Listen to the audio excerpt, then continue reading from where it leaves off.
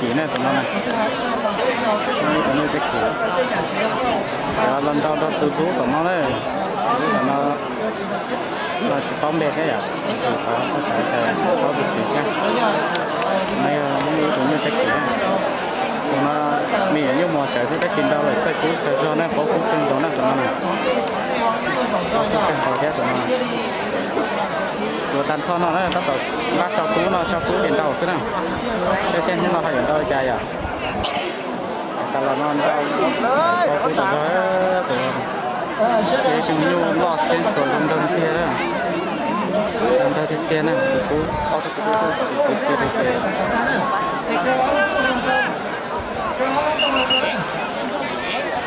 佢到嗰咧個咧能做，只係邊個對你周末都都唔好踩呀。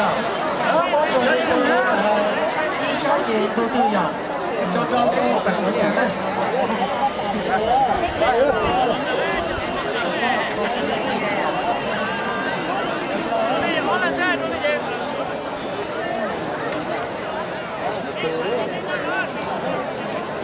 呢就跟做乜嘢啊？老師咧做咗幾多啦？你有一班人，你知唔知我做咗幾多啦？我練嚟個北啲咧。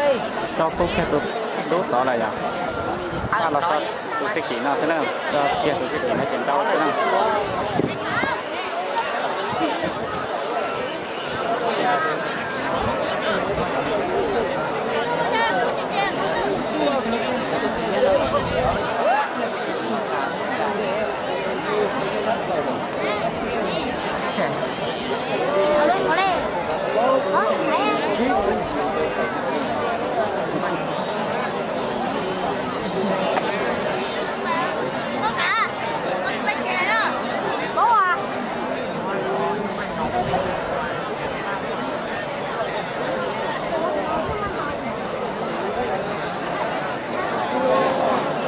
Cốt tan to lên nó vậy à? Bà cha ta học ta sẽ đỡ cha mình sẽ phải cân đo thì có lẽ tờ thứ xưa nó chẳng nó nào. Như vậy tôi nhìn tôi chẳng hay.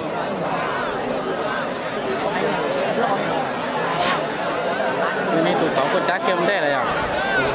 Tụi có cha kia không đây là? Tôi mình gì à?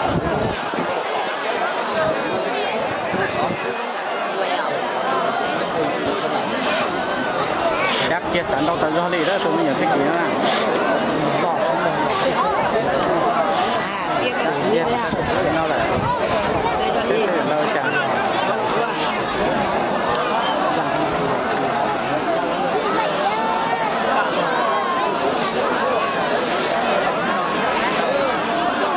tao xứ đó thì nó mặc cái hay đó.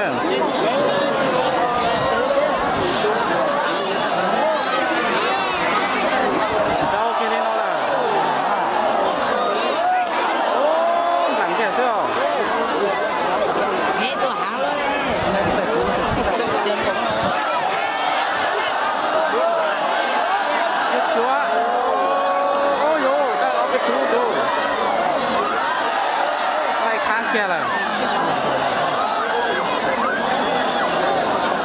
chúa đó chúa chạy bỏ xíu đó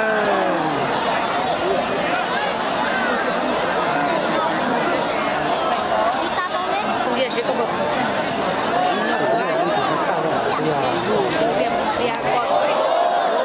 xin đọc cũng mua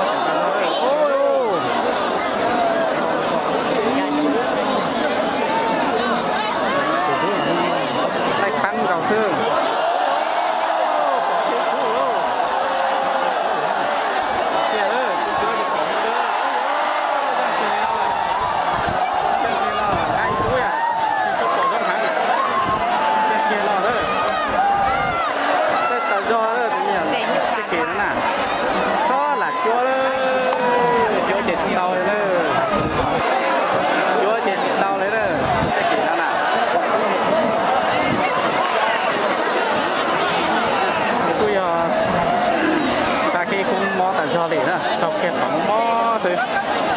kia lo đó là kia sẽ là có chát thôi với chả nào nó kia phải chả nó to sư sẽ có chát làm gì này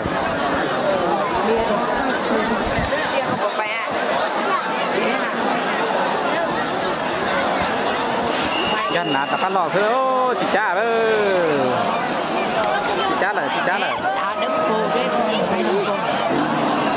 chị cha này sao mó tại do đó sao mó tại do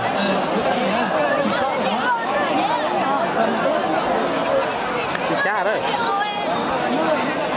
quê ông có dân cái đây nào này